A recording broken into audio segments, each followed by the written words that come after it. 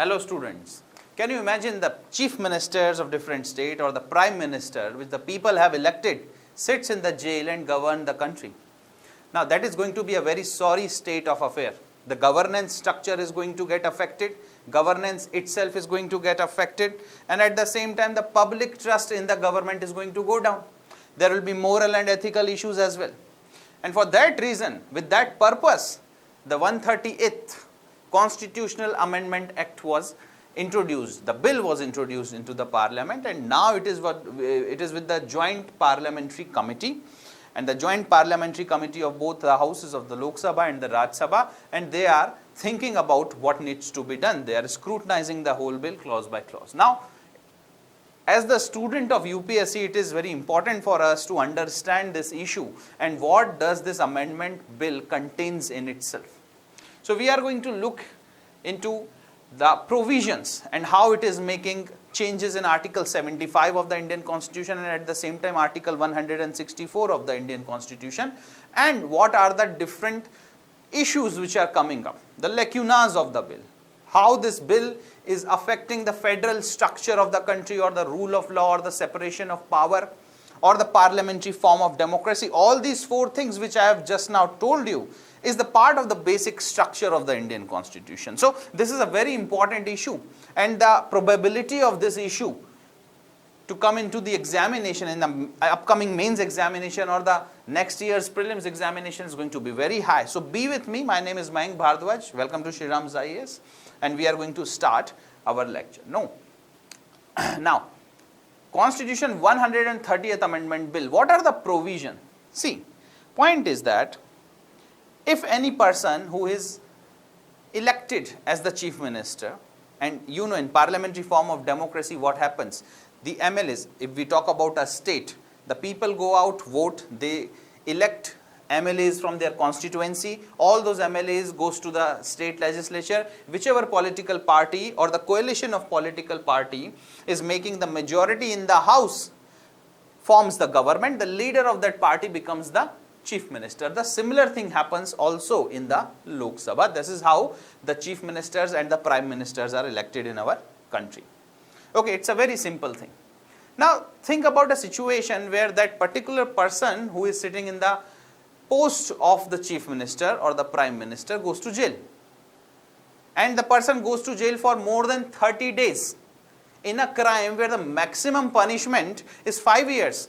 Do you really think that person should be the chief minister or should be the prime minister?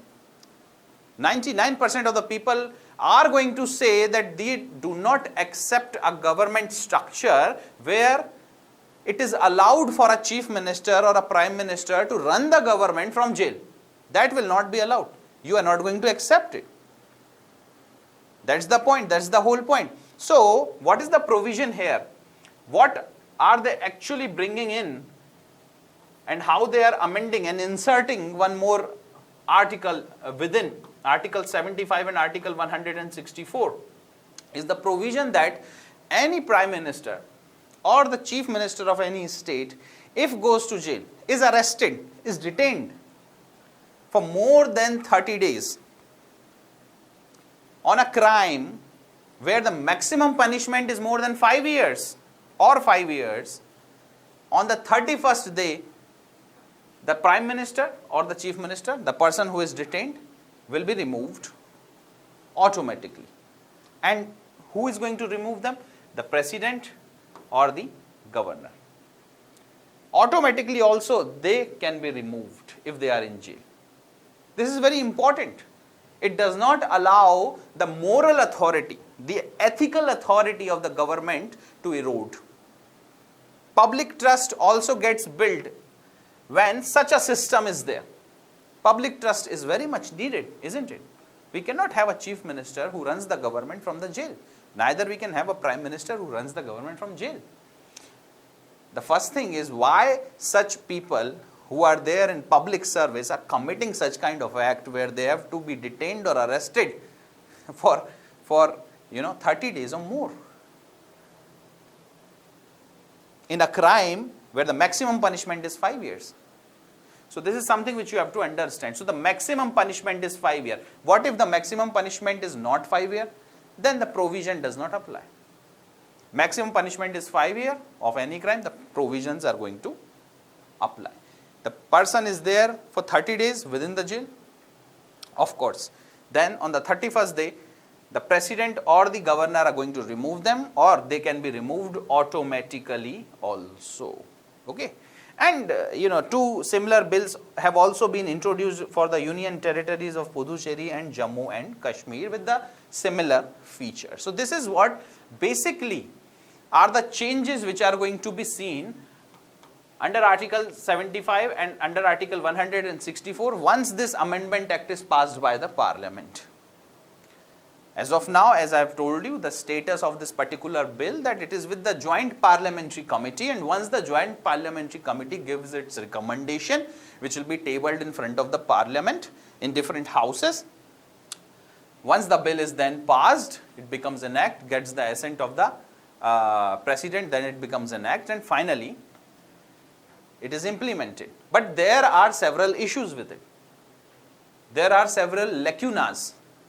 We have a system called as the basic structure of the Indian Constitution, and this basic structure is a very important thing.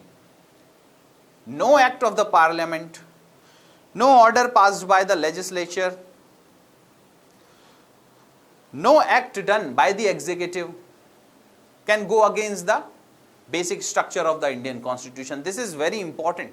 This holds the eternity clause in our Constitution. What is this eternity clause? That there are several features of this Constitution which cannot be amended. Of course, cannot be abridged. Can be enriched, but cannot be abridged. And those features are like the parliamentary form of democracy, one of the major feature of the basic structure. Separation of power, federalism, and rule of law. Now, we are going to see how this 130th Amendment Bill of 2025 is going to infringe these four basic structure of the Indian Constitution. This is a very important topic. Now, parliamentary form of democracy, as I have already told you, that in parliamentary form of democracy, what happens that people elect their MLAs, their member of parliaments from their respective constituencies, and then they all go to the assembly, either the National Assembly, the Lok Sabha, or their respective legislative assembly, and the majority party forms the government. Now, what is happening here? The prime ministers and the chief ministers have full discretion for appointing the ministers, isn't it? The leader of the majority party is invited by the president to form the government at the national level. Similarly, by the governor to form the government at the state level. And then these chief ministers and the prime minister suggests the governor and the president upon who is going to become the minister, which person is going to hold which portfolio. And then, one by one the president appoints other ministers also. So the sole discretion to appoint a minister, to choose a particular person and sit on a particular portfolio is with the prime minister and with the chief minister. The moment you remove them, you infringe the parliamentary form of democracy, the principle of the parliamentary form of democracy, and the authorities of these prime ministers and the chief minister. Who is going to believe on the ministers, and who is going to trust on the ministers which have been appointed on the advice of the person who is sitting in the jail? Now that is the food for thought. That is something which you have to think, that it infringes with the parliamentary form of democracy. Similarly, separation of power. Investigative agencies. Now there can be multiple investigative agencies. There can be this police of a particular state. That is one thing.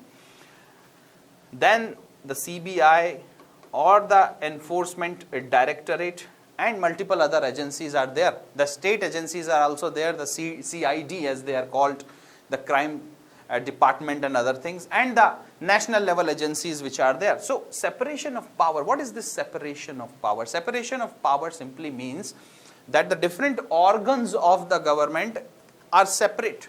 They're not overlapping. But we have a different feature altogether. We also have a parliamentary form of democracy where collective responsibility is a major ingredient. Collective responsibility. But what's happening here? But that does not mean, see, the executive is dependent and accountable to the legislature.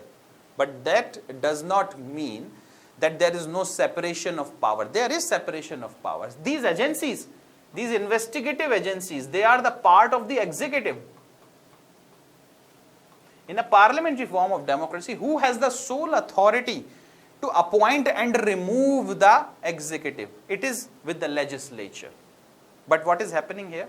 The executive, the investigative agencies which are the part of the executive are actually behind removing or the removal of the prime ministers and the different chief ministers of different state.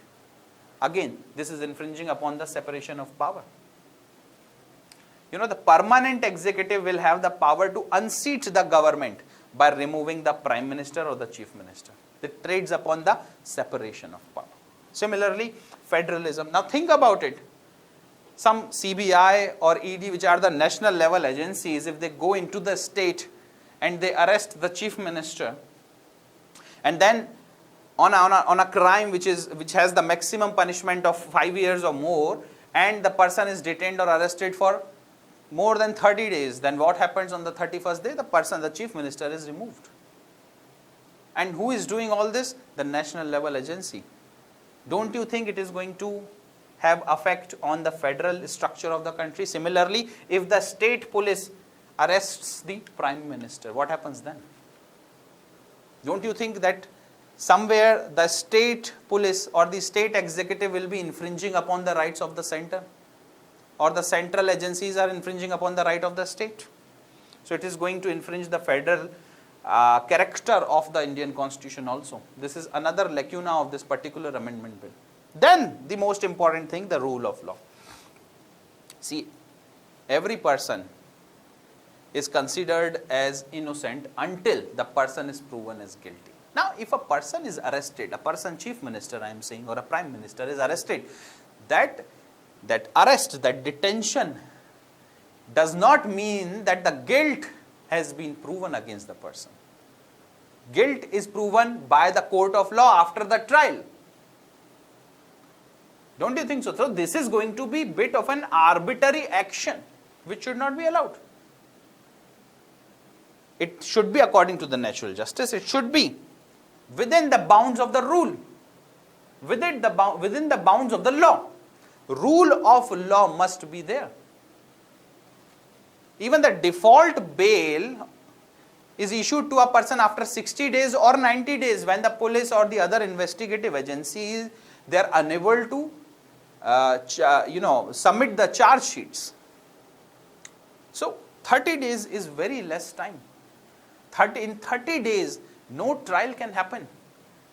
You give 90 days for the police or the other investigative agencies to file the charge sheet. Then within 30 days, how can you just remove a person from the post? Then again, there are positives and negatives. We are talking about the negatives of this bill. But the positive is, how can a person run the government from the jail? It's a moral issue. So this is something which needs to be debated. And that is the reason why this particular amendment bill is with the Joint Parliamentary Committee, which is a very good decision taken by the government and pushed by the opposition. And let's see what happens on this bill. If you have any doubt related to any of these issues, you can comment us, you can write us, and we are going to reply to you. So thank you very much for joining me. Have a nice day. Jai Hind.